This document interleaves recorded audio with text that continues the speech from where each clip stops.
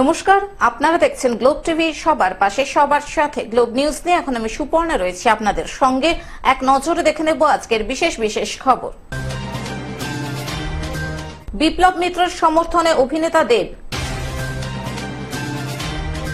ভূমি সংস্কার দপ্তরে কংগ্রেসের বিক্ষোভ। আগুন ছড়ালো পৌরসভার গোডাউনে। বিরাট সামুদ্রিক কচ্ছপ উদ্ধার। বিদ্যাপীঠ প্রাঙ্গণে জন্মদিন পালন। লুপ্ত হয়ে যাচ্ছে তিস্তা বুড়ির গান।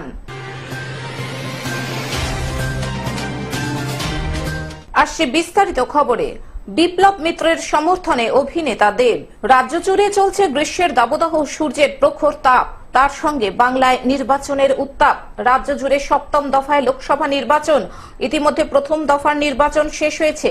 দ্বিতীয় দফার নির্বাচন রয়েছে আগামীকাল শুক্রবার ২৬ এপ্রিল দক্ষিণ দিনাজপুর জেলার বালুরঘাট লোকসভা কেন্দ্রের। বালুরঘাট ৬ নম্বর লোকসভা কেন্দ্রের তৃণমূল প্রার্থী হয়েছেন রাজ্য ক্রেতা সুরক্ষা দপ্তরের মন্ত্রী তথা জেলার ভূমিপুত্র বিপ্লব মিত্র।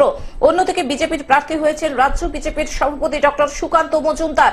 ইতিমধ্যে বিজেপির প্রার্থী সুকান্ত মজুমদারের সমর্থনে দেশের প্রধানমন্ত্রী নরেন্দ্র মোদী, স্বরাষ্ট্রমন্ত্রী অমিত শাহ, বিরোধী দলনেতা শুভেন্দু অধিকারী, অভিনেতা মিঠুন চক্রবর্তী ও রুদ্রনীল ঘোষ সহ বিজেপির সর্বোচ্চ নেতৃত্বরা দক্ষিণ দিনাজপুর জেলা জুড়ে নির্বাচনী জনপ্রচার ও জনসভা করে গেছেন। অন্যদিকে তৃণমূল প্রার্থী বিপ্লব মিত্রের সমর্থনে ইতিমধ্যে দক্ষিণ দিনাজপুর জেলার বিভিন্ন প্রান্তে রাজ্য তৃণমূল কংগ্রেসের সুপ্রিমো ও তথা মুখ্যমন্ত্রী মমতা বন্দ্যোপাধ্যায়, অভিষেক বন্দ্যোপাধ্যায়, শিক্ষামন্ত্রী ব্রাত্য বসু, বাবুল সুপ্রিয় সহ অন্যান্যরা। বুধবার দুপুরে গঙ্গারামপুর শহরের বিডিও অফিস মোড় থেকে শহরের প্রাণকেন্দ্র হাই রোড অব্দি তৃণমূলের প্রার্থী বিপ্লব মিত্রের সমর্থনে এক রোড শো করলেন অভিনেতা দেব। এদিন দেবকে দেখার জন্য গঙ্গারামপুর শহরের রাস্তার দুই ধারে কাতারে কাতারে মানুষ ভিড় জমান। এদিন দেবের এই রোড শোতে ৮ থেকে ৮০ সকলের ভিড় ছিল লক্ষণীয়। অন্যদিকে প্রার্থী বিপ্লব মিত্রের সমর্থনে অভিনেতা দেবের এই রোড শো জনপ্লাবনে পরিণত হয়। তৃণমূল প্রার্থী বিপ্লব মিত্রকে আগামী ২৬ এপ্রিল জোড়া ফুল চিহ্নে ভোট দেওয়ার আহ্বান জানান দেব। আজকে কি বিষয় আপনি প্রেস মিট ডেকেছেন? বলছে আজকে কি বিষয় প্রেস মিট ডেকেছেন? আজকে কি বিষয় প্রেস মিট ডেকেছেন? প্রেস মিট ডাকার ছিল মানে এই যে বিজেপি যেভাবে আমার জিনিসগুলোকে যেভাবে মানে ওদের আইটি সেলের যে হেড সে যেভাবে বললো, আমার মনে হলো কি আমি সুকান্তকে লাস্টে রাত্রবেলা লিখে উঠি, সবাই সামনে লিখেছি কি আমার মনে হয় যারা বাংলার বাইরে বিজেপি যারা নেতারা আছে তারা হয়তো বাংলা বুঝতে অসুবিধা হচ্ছে, তো তাদেরকে একটু বাংলা ভাষাটা বোঝাও। আমার মনে হয় আমার সৌজন্যতা আমার দুর্বলতা নয়, আমার সৌজন্যতা হচ্ছে কি আমি একমাত্র লিডার যে আমার মঞ্চ থেকে বিরোধী দলকেও শুভেচ্ছা জানাতে পারি। এই চ্যালেঞ্জটা আমি তাকেও ছুঁড়ে রাখলাম। উনি তো ডেফিনেটলি ঘাটালে আসবেন, এই একবার এই সাহসটা করে দেখান। দক্ষিণ দিনাজপুর থেকে জয়দীপ মৈত্রের রিপোর্ট, গ্লোব নিউজ। ভূমি সংস্কার দপ্তরে কংগ্রেসের বিক্ষোভ।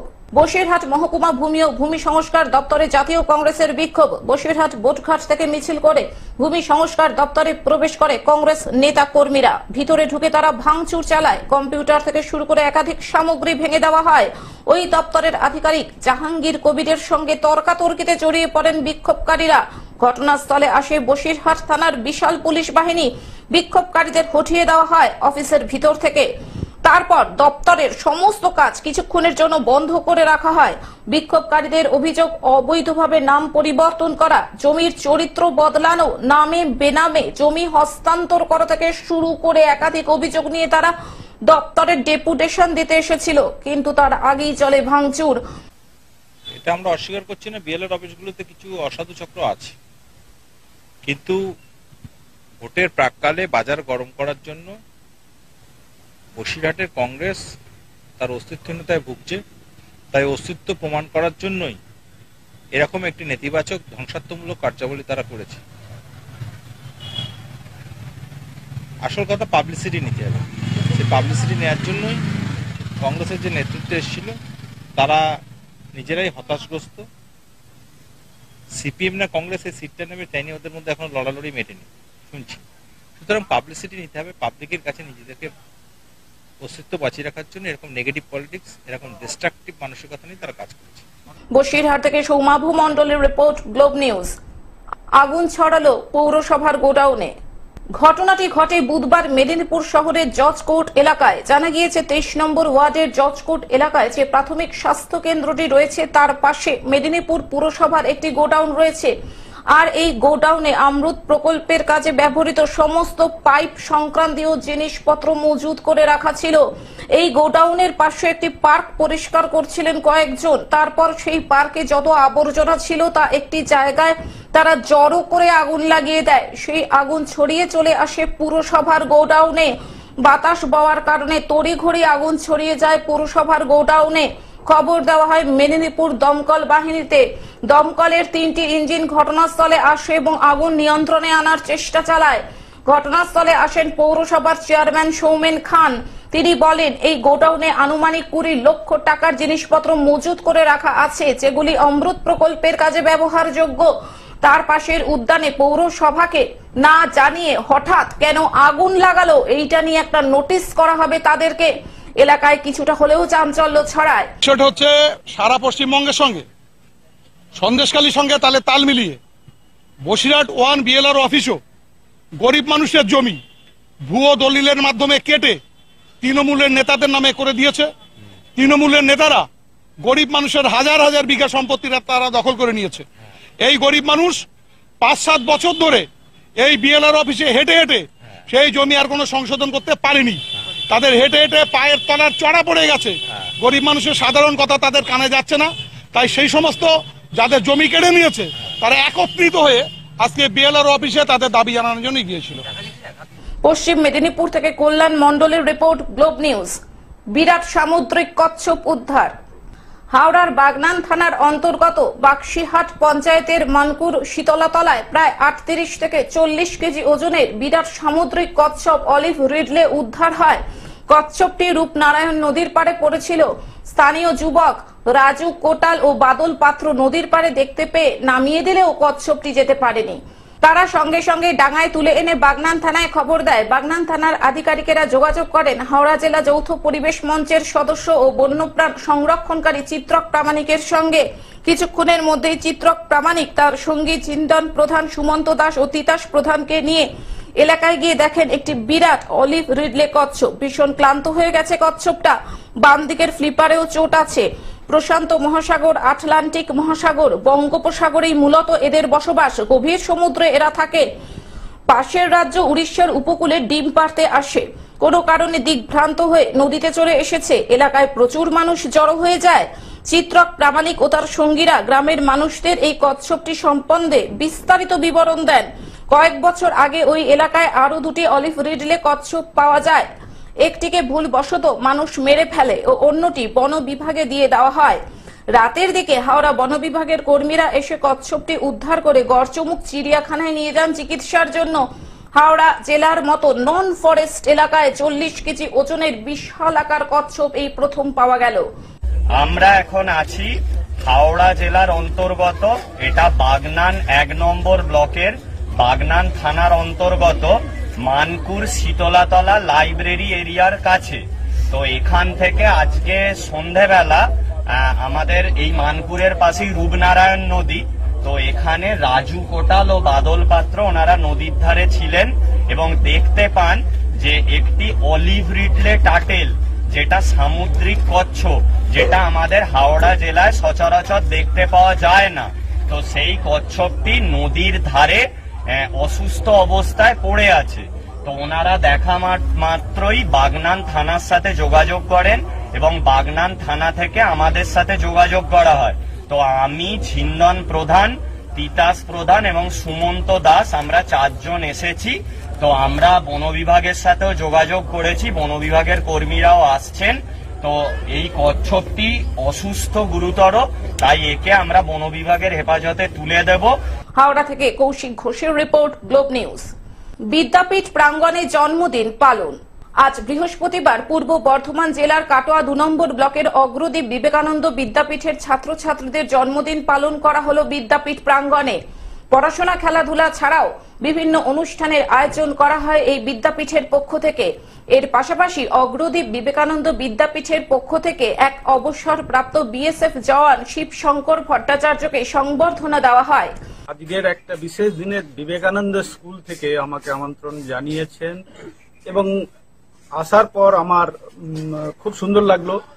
ওনাদের যেভাবে আমাকে নিয়ে বিশেষ দিনে কিছু শিশুদের জন্মদিন ছিল, এই বিশেষ দিনে আমাকে নিয়ে যে ওনারা অভ্যর্থনা জানালো, এতে আমি অনেক খুশি। এর জন্য অসংখ্য ধন্যবাদ পুরো বিবেকানন্দ স্কুলকে। তাপসবাবু, প্রেসিডেন্ট তাপসবাবু অ্যান্ড দেবু, এদের অসীম প্রচেষ্টায় এই স্কুল আজকে আগের তুলনায় আজকে অনেক অনেক উন্নত এবং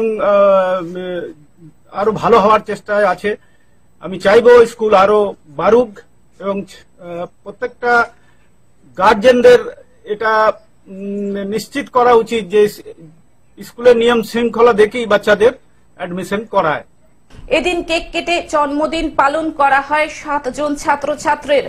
উপস্থিত ছিলেন রাষ্ট্রপতি পুরস্কার প্রাপ্ত শিক্ষক পীযূষ কান্তি সাহা, স্কুলের সভাপতি গৌরাঙ্গ সুন্দর রায়, সম্পাদিকা কবিতা মজুমদার, সম্পাদক দেবব্রত মজুমদার, স্কুলের অধ্যক্ষ তাপস রায়।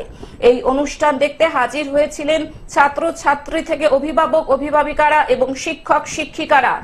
অগ্রদী বিবেকানন্দ বিদ্যাপীঠ আমাদের প্রত্যেকটি ছাত্রছাত্রীর জন্মদিনটা পালন করি, তাদের শেখাতে চেষ্টা করি যে জীবনে কতগুলো দিনকে গুরুত্ব দেওয়া এবং সেই দিনগুলোকে সম্মান জানানো। এই ব্যাপারটা জানানোর জন্য আমরা জন্মদিন পালন করি। কাটোয়া থেকে রাহুল রায়ের রিপোর্ট, গ্লোব নিউজ। লুপ্ত হয়ে যাচ্ছে তিস্তা বুড়ির গান। লুপ্ত হয়ে যাচ্ছে তিস্তা বুড়ির গান। তাকে বাঁচিয়ে রাখতেই এখনো গ্রামাঞ্চলের বিভিন্ন প্রান্তে তিস্তা বুড়ির গান ও পুজো লক্ষ্য করা গেল। এমনই দৃশ্য ধরা পড়ল জলপাইগুড়িতে। গ্রামের মানুষদের ভালো রাখার জন্য প্রতি বছরে এই সময় তিস্তা বুড়ির পুজো হয়ে থাকে।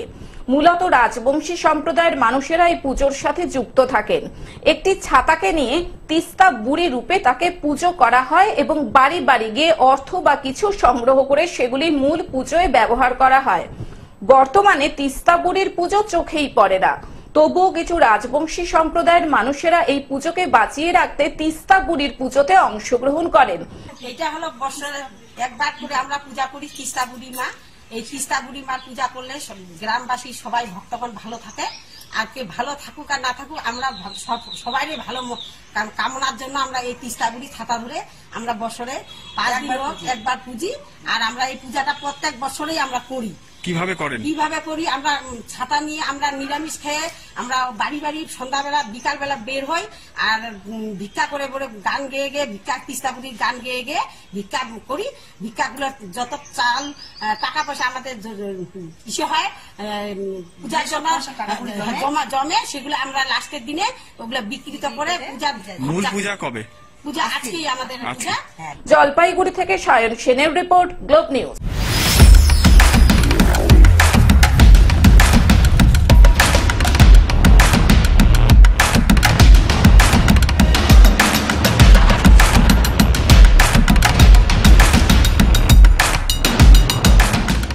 এবারও 7 দফায় দেশে লোকসভা নির্বাচন। 19 এপ্রিল থেকে আগামী 1 জুন পর্যন্ত চলবে ভোট গ্রহণ পর্ব। দ্বিতীয় দফার ভোট দার্জিলিং, রায়গঞ্জ এবং বালুরঘাট।